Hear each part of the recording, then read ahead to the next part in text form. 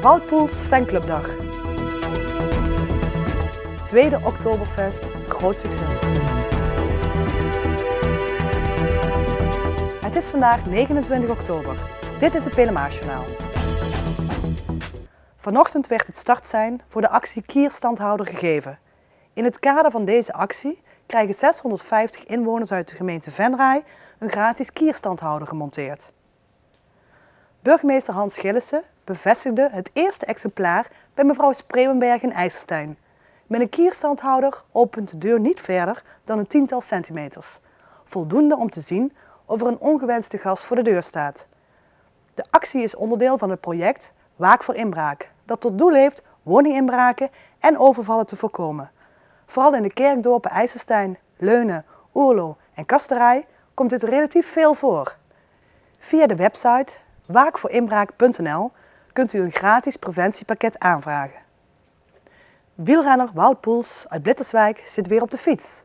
Na een heftig seizoen is hij zover hersteld dat hij afgelopen zaterdag kon meedoen aan de Henk Poels Memorial. Een fietstocht ter nagedachtenis aan zijn vader en tevens het begin van de Wout Poels Fanclubdag. Het was nog erg koud die zaterdagochtend, maar tegen 10:30 stonden er toch meer dan 50 renners klaar die samen met Wout werden weggetoeterd door moeder Willemien Poels voor de ruim 50 kilometer lange fietstocht. Oké, daar gaan we dan. Veel plezier allemaal. Het is voor Wout een van de eerste ritten in groepsverband na een bewogen seizoen. En hij doet het daarom rustig aan. Ja, vandaag een beetje koud zo vroeg op de morgen, maar wel heel lekker om te mogen doen. Hoe gaat het met je comeback? Gaat wel goed. Rustig aan het trainen, rustig aan opbouwen. En we hebben nog heel de winter, maar het voelt alweer wat beter allemaal aan. Het zijn roerige tijden voor de wielrenners en de wielrensport na de perikelen rond de Amerikaan Lance Armstrong. Toch heeft Poels daar weinig last van. Nou ja, je leest en hoort er wel veel over, maar ik hou me niet al te veel mee bezig. Ik ben nou meer bezig met mijn eigen herstel eigenlijk. Naast alle negatieve publiciteit rondom het schandaal ziet Poels toch ook de voordelen ervan. Nou ja, het is natuurlijk niet echt positief wat er nou allemaal aan de hand is, maar het is natuurlijk wel goed dat de rotte appels eruit gaan. En dat we met een frisse start weer verder kunnen gaan. En ook de fanclubdag begon dus zaterdag met een frisse start. Het bleke zonnetje kon een temperatuur van net boven nul maar moeilijk verdrijven. Voor sommige deelnemers aan de fietstocht was het een voorproefje voor de winter. Met het oog op het schaatsseizoen wat er weer aan zit te komen, moeten we natuurlijk trainen en moeten we weer volop klaar zijn voor de winter. Dat als het weer gaat gebeuren, dat we in ieder geval de conditie hebben om mee te doen. Dus het wordt een hele leuke dag, denk ik. Ja. Meneer, waarom bent u nou hier naartoe gekomen vandaag? Omdat ik Wout Poels enorm bewonder en ik ben bij de fanclub. Dus even een hartje onder de riem steken. Dat gedoe met Lance Armstrong heeft geen enkele invloed erop? Nee, er stond voor mij al vast dat hij dat gebruikt had. Ja, ik vind het een beetje doorgeslagen, want ze gaan de laatste tijd alle koeien uit de sloot halen. We moeten een keer een schoon schip maken en dan moet een schone lei beginnen. En wat geweest is geweest. Heb je wat dat betreft altijd nog vertrouwen in Wout dat hij nog schoon rijdt? Ja, ik wel. Misschien is het wel de enige, wie zal het zeggen. Hè? Oh, ik hou van Wout omdat hij uit zijn dorp komt. Hij komt uit zijn dorp, hè. En dat zijn de gewone mensen gewoonlijk, hè. Peter Winnen was ook een gewoon iemand, hè. En Wout is precies hetzelfde eigenlijk, hè. En blijft hij ook gewoon of blijft dat zo totdat hij de Tour... Tot nog toe wel. ik rijd voor het tweede jaar volgwagen en hij is nog gewoon dus. De fanclubdag met alle activiteiten werd weer een groot succes. Maar of er nog nieuwe namen zullen opduiken in navolging van Peter en Wout, blijft afwachten. En voel je je dan een beetje in je benen? Ja, zwaar. Hoe ver moet je nog?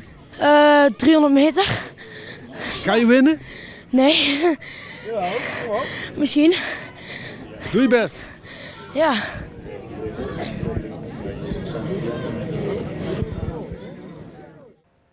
Carnavalsvereniging De Pila's presenteert op 11 november, tijdens de Hazenpeper, met trots de nieuwe cd.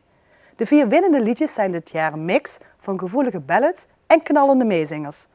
Alle artiesten zijn inmiddels de studio ingedoken om de nieuwe cd op te nemen. Zaterdag was het bij Milestone Records in Bunde de beurt aan de nummers 1 en 2 om hun bijdrage aan de cd in te zingen. In de studio van Beppie Kraft waren Bjorn en Mieke, de vertolkers van het winnende liedje Ons Bestaan, En Lisanne Arts, met 24/7 was te Loven te gast. De cd-presentatie in Schouwburg Venray begint op zondag 11 november om 1:30. In Pelemaas donderdag een sfeerverslag van de studioopname van Bjorn en Mieke en Lisanne. We zien samen weer hier, op precies datzelfde plekje, als een allerergste keer.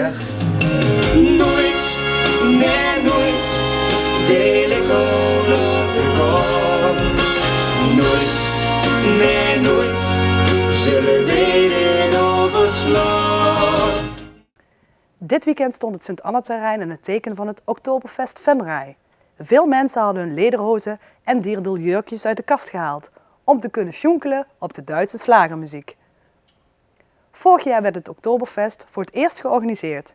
De tweede editie heeft meer bezoekers getrokken dan een jaar geleden. Op vrijdag zijn er ongeveer 500 tot 600 geweest en vandaag zijn er een dikke 1000 geweest. En dat is ongeveer, op vrijdag waren er 100 meer en vandaag 200 meer dan vorig jaar. Dus er zit een stijgende lijn in. Verschillende artiesten, zoals de Powerhozen, de Schienthaler en Danny Christian betraden het podium. De veelal verklede bezoekers genoten van de Duitse sfeer en pullen bier.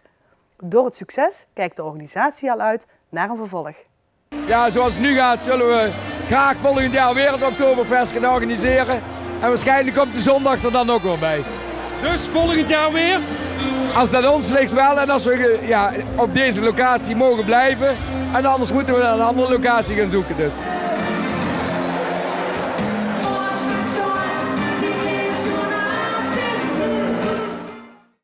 Het weer dan nog voor morgen.